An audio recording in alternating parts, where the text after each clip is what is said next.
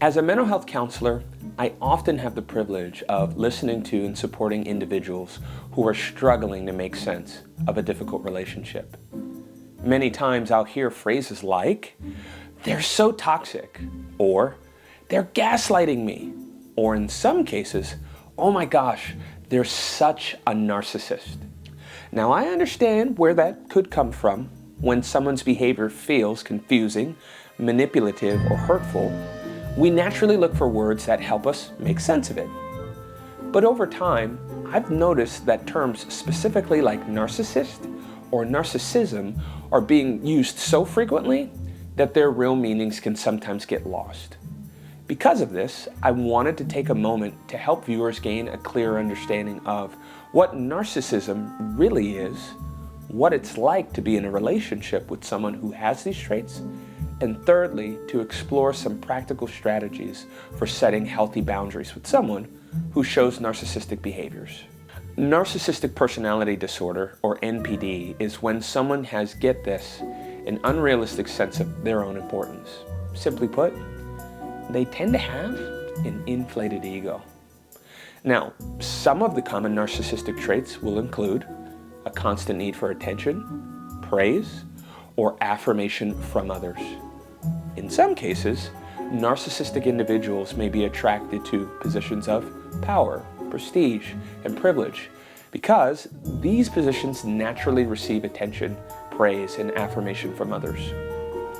That doesn't necessarily mean everyone in a position of influence is narcissistic, but for those who are, these roles can easily feed that inflated sense of self. Other traits would include difficulty seeing things from another person's point of view, along with arrogance. But at its core, people who display narcissistic traits often have a very fragile sense of self. Their confidence may appear strong on the surface, but underneath, it's usually built on insecurity and fear of inadequacy. And they will absolutely punish you if you expose, confront, or cause further injury to that fragile ego. So this raises an interesting question.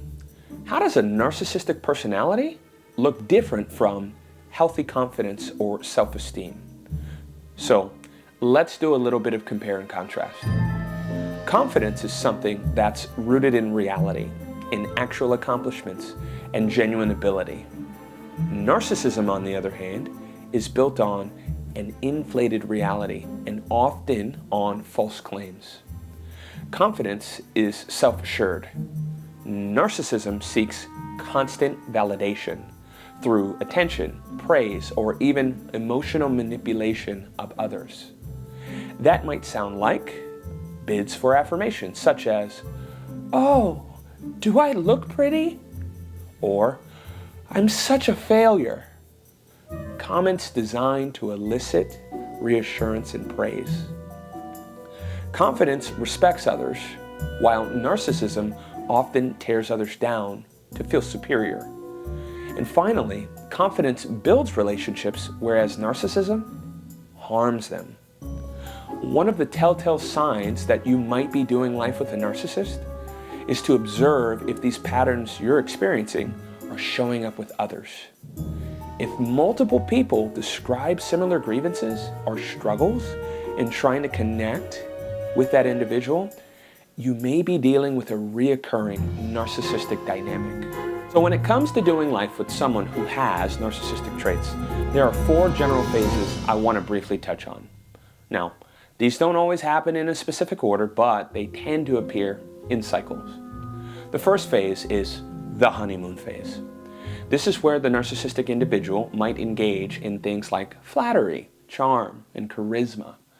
They might also rush relationships by making premature promises or emotional commitments. In romantic relationships, this can show up as love bombing, where things move way too fast and the connection feels intense right away. The second phase is the abusive phase. This is where the verbal, emotional, and psychological abuse begins. The narcissistic individual starts to build themselves up by tearing others down. When confronted, They minimize or deflect responsibility, even when there's clear evidence that they're the one causing the relational distress. Over time, their dysfunction tends to show up in multiple settings, at work, with family, or among friends. And often you'll notice a pattern. Many people around them have similar complaints about how difficult this person is to deal with. The third phase is the stonewalling phase. This often happens after you've confronted them or done something that injures their fragile ego.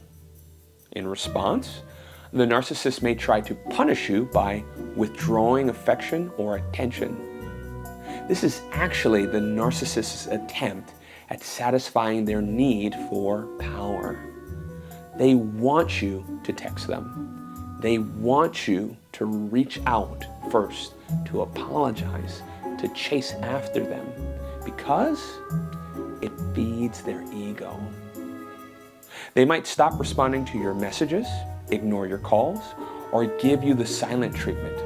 Sometimes they'll even take things public, spinning a narrative that paints you in a negative light. They may act like you never mattered, or in romantic relationships, quickly start seeing someone new.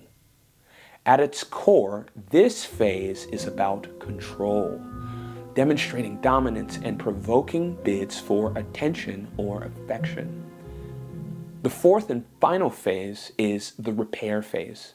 This is when the narcissist starts sending emotional messages like, "Hey, I've been thinking about you," or "No one will ever love you the way I do."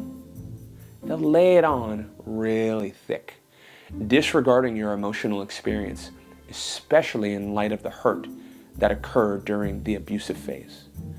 This comes from that core trait of lacking empathy. And the emotional effect for the recipient is often confusion, self-doubt, and a gradual loss of their own personal identity. So, how can you set boundaries with a narcissist? First off, it's important to understand that a legitimate diagnosis of narcissistic personality disorder isn't something that can simply be resolved. A narcissistic individual can work in counseling to develop greater awareness of their tendencies, but overall, narcissism doesn't fully go away. Secondly, I encourage individuals to learn how to spot and respond to manipulation tactics from a narcissist. For more on this, check out our upcoming video on gaslighting. Third, stop taking responsibility for the narcissist's emotional state. Their feelings and reactions belong to them, not you. And lastly, seek outside support, whether that's through therapy, trusted friends, or a support group, in order so that you don't have to face the ups and downs of an abusive cycle alone. So to close, healthy relationships often start with self-awareness and boundaries. If you find that you're on the receiving end of some of what we've discussed, whether you're in a painful relationship or recognizing some of these traits in yourself, don't navigate it alone. Reach out to a licensed counselor here at Good News Counseling who understands personality dynamics, conflict, and trauma recovery. Don't go it alone. And if you're in an abusive relationship, we strongly recommend that you prioritize your safety above that of the needs of a narcissistic or abusive individual. If you like the content today, please consider following us on Facebook or contacting us. From us to you here at Good News Counseling, thank you guys so much and hope to hear from you soon. God bless.